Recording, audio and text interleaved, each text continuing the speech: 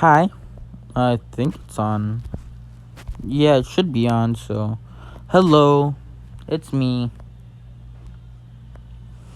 Hello, it's me. XX whatever. Mm.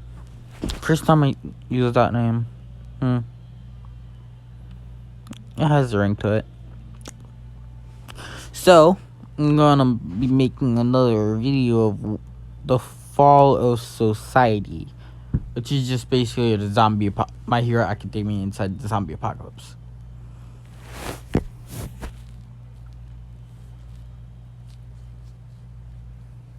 So, if you hadn't checked it out yet, just look at the playlist and find the Fall of Society playlist and watch part 1, then part 1.5, and then you can come back to this video, of course, which will be part 2 of Fall of Society. So yeah. So I last left off when Deku found a monster that was friendly, nice and stuff, and I'm pretty sure I named him Rover. So Deku told Rover to stay at the house.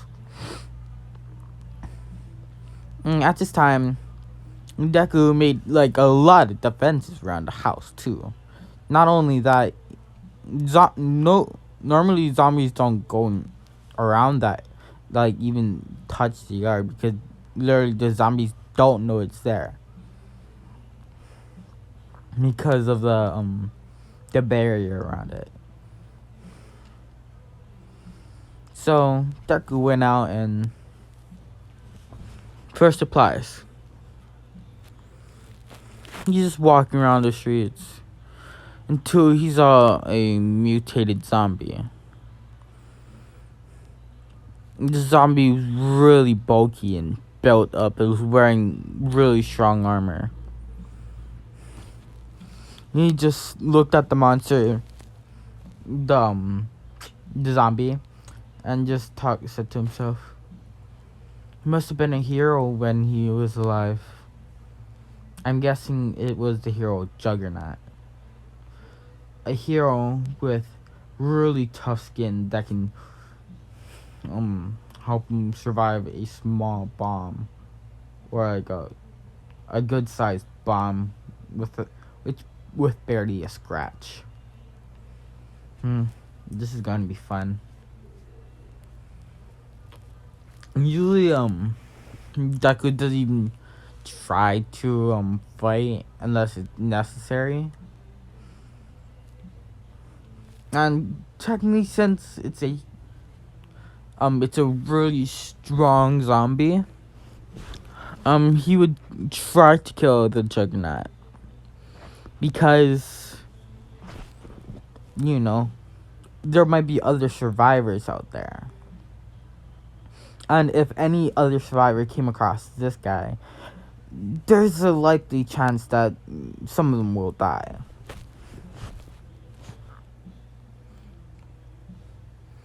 So I tried a couple things first. Since this guy was a lot stronger than me, I quickly hid my presence. I buffed my body so it used 36% of my muscles. Well, of my muscles full strength. And I quickly ran forward, grabbed the 2 machetes outside of my stuff, and I tried to jam it up. Went under his helmet and tried to cut into his throat. There was a burst of air, and since I attacked the Juggernaut, he noticed me, but all that he could see was a blurry outline of me. So it would be hard for him to hit me at all. So I managed to cut into his throat, but it wasn't that deep. So I decided to go with a different tactic. I grabbed a grenade off my back of the belt, unpocketed it. I ripped his mouth, forced his mouth open, and shoved the bomb down his throat, make sure he doesn't bite down on me. And I jumped away. It blew up, and the zombie blew up. Well, he didn't like completely fall apart, but the zombie fell to the ground, and blood came flowing out of his mouth, and a bunch of mashed up organs came out with it.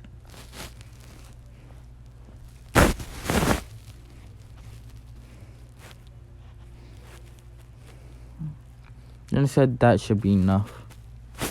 But just to make sure, I grabbed my shotgun, shoved it down his throat, and shot it a couple times, just making sure he was dead. I also took my time slicing off its head, just for that extra precaution.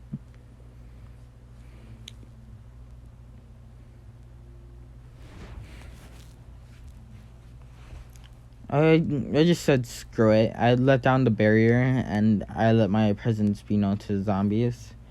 I just stomped on the ground, and this one zombies, they barely have any senses. Like, they're blind. Their touch isn't like that amazing. Like, they have really weakened senses, but they have good hearing. They have like okay hearing.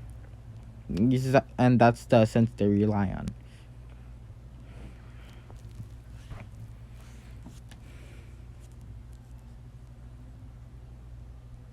But they don't have like a really strong smell either. But they will smell blood if they're close enough to you. And they can tell if you're human if they're close enough. I let them know I was there, and I grabbed my 2 machetes and just swing them around and killing all of them. And I killed over like 100 zombies over there. I just quickly whispered, saying, that was a little annoying. So I decided to go back to the house. I walked inside and I saw Rover. I was like, hey, Rover, buddy. He came running towards me. I was just petting him. Who's a good boy? Who's a good boy? Cutting off from Deckersville, and we're going to UA High.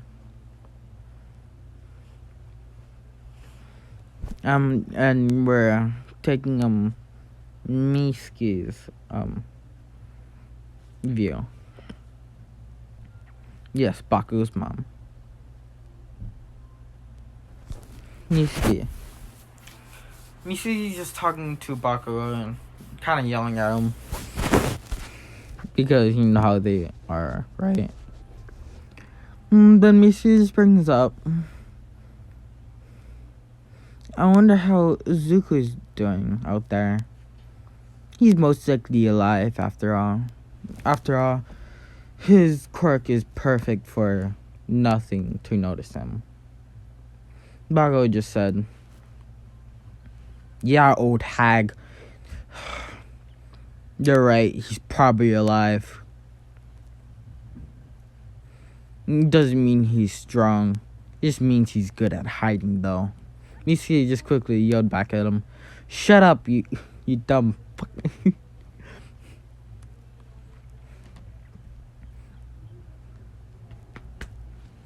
Miski just said, Deku's actually really strong. He he can completely hide the presence of his whole house if he really chose to. And that's probably how he's alive. He's probably just hiding his presence, walking around and gathering up supplies and just living in his house. In this kind of situation, if you have a quirk like that and you're not panicking, you're most likely to survive. And in this one, they don't have enough room for a lot of people. So if you're quirkless, you're getting kicked out. And if you have like a useless quirk, you're getting kicked out. But they have guards at the front. So if you stay, you can stay. But the guards will protect you, even though they're like normal officers. Because there's just too much people.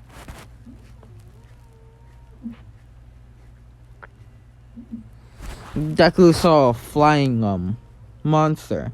It was huge, and it was flying in a direction. It was going the other way from him, so he didn't really care at first. Then he realized which direction it was going.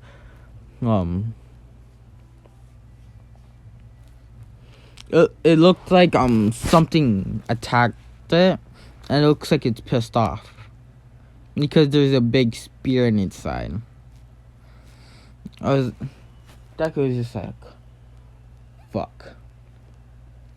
So he quickly jumped onto Rover. Rover sprouted his wings, and he flew up in the air. Deku just went down to Rover's ear, like, Rover. Once I land on top of that monster, fly back to the house. And if he chooses to, he can allow, like a certain person or animal to, know where the house is, right? Rover just, like, does a quick, like, doggy nod. Whatever. So they're flying above the monster. The monster is almost 2 UA high. Just like, screw it. And Deku jumps off. He lands on the monster, putting out his 2 machetes. And he just starts stabbing it. And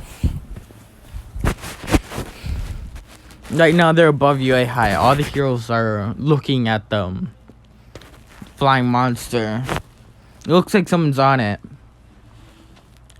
Then Deku just slices both the wings off, and they start plummeting toward the ground. The monster's still alive, and it's trying to attack him. So Deku grabs onto its neck using both of his machetes to slice the head clean off. And he starts falling to the ground at a high speed. It was like, damn. Is this how I'm gonna die? In a world like this? Me falling to my death? It would have been better if that monster killed me. Damn it. Right when he was about to hit the ground. It's the end of the video. Yeah. Cliffhanger. Oh, sorry for that. But, yeah, cliffhanger's here. Yes, it is. And if you guys like this video, I'd like you guys to go down to, hit the like button. Yes, that's what I want you to do. But I'd also like it if you'd subscribe.